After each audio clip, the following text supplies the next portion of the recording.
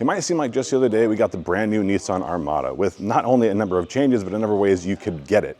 Now this is right in line with the Patrol, and we got a utility-based version, a luxury trim. We also got off-road capability, and that seemed like it was going to be good enough. Until now, because enter this, the Nissan Armada NISMO, and while there is obviously a lot going on here, especially in a body kit, there's a whole lot more that you might not know about. So we're going to go ahead and dive on in and see if you're looking for a specialty version of your Armada, if this is the one you should really be looking at.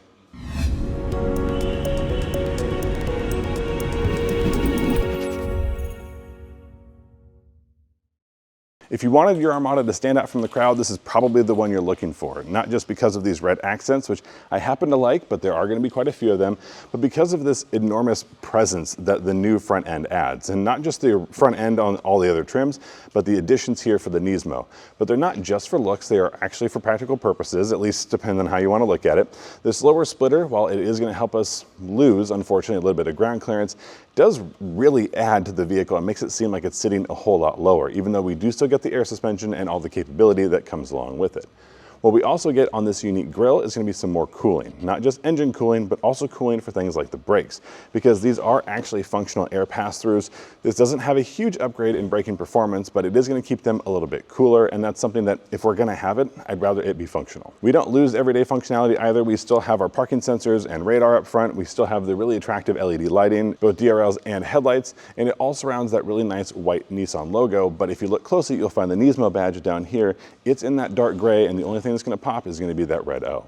Around the side, the body kit will continue, so too does the red accenting, and really creates kind of a fun outline. But one thing I appreciate is that we don't see any red up here in the roof line. This is going to be black, because you can get this in a two-tone, and that black roof paired with the stealth gray, especially with all the other black accents out here, is not only a really nice combination, but it also makes this vehicle seem lower to the ground. And if you're looking for a sporty performance car, it should feel like it's hugging the road, even if it's not necessarily designed to be like that Nissan Z over there, which just happens to be in the exact same color combination.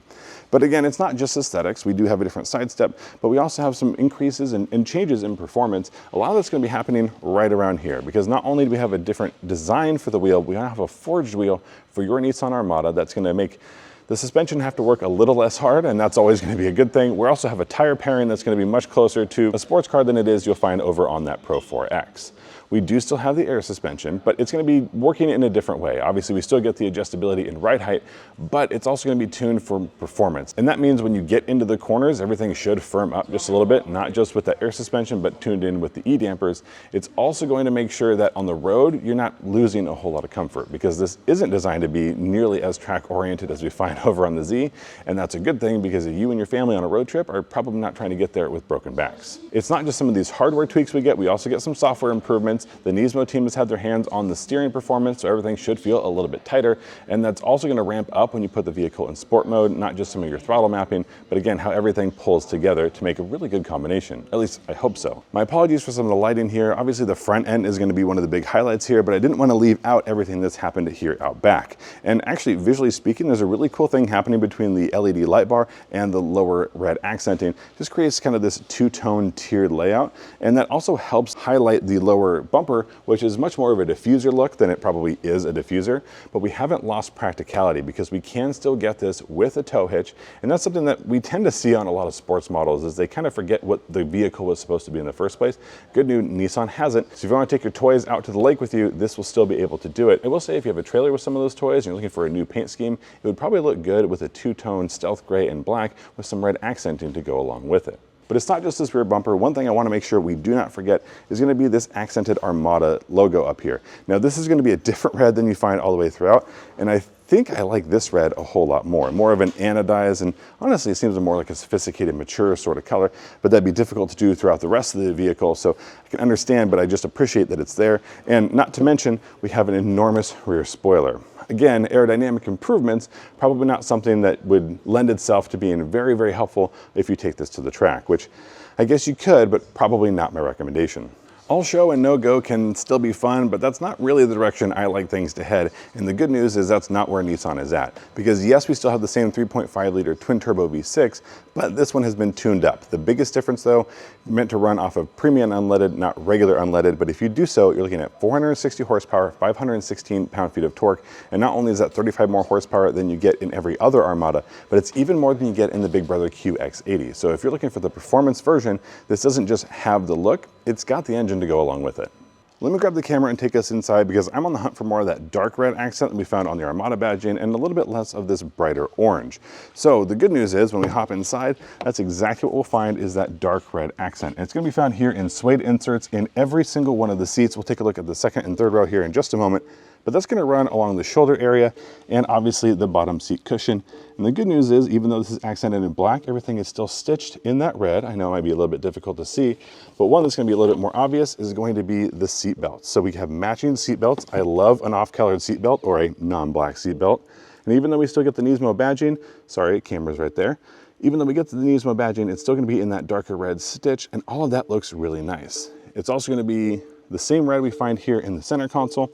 And as we move up into the driver display, not only do we have the enormous driver display that we found in the Armada redesign, but we also have some Nismo specific touches, just like we find the Nismo badging there on that center gauge. Now this can change just like we find in the other Armada models, but let's go ahead and hop in the back and look at some of our more red.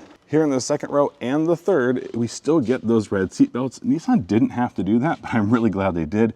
You can see we get the same inserts on the second row. These are going to be captain's chairs, no bench seat available in this particular model. And if we slide this back, you even find the red inserts on those back seats, but those are not going to be on the cushion, just there on the top. But this is just an attention to detail that no matter where you look, you're going to find a very cohesive interior layout and it's going to feel special. And if you buy a more specialty based trim, something like an off-road or performance model, that's exactly what you're looking for. And the good news is you'll find it here.